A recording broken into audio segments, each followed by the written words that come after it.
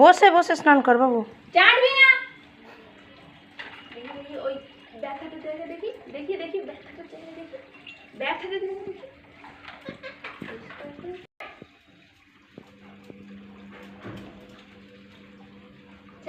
চাটিস না আমাদের কি হচ্ছে চলছে। কাকা শুধু বলে তুই পিছনে গিয়ে বলবো।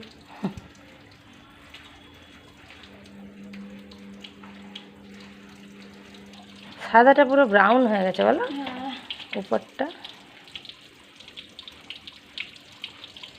তাহলে রাখছেন ঠিক আছে।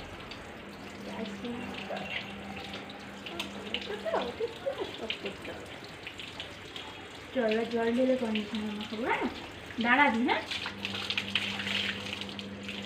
দাঁড়াবে চুপ করে।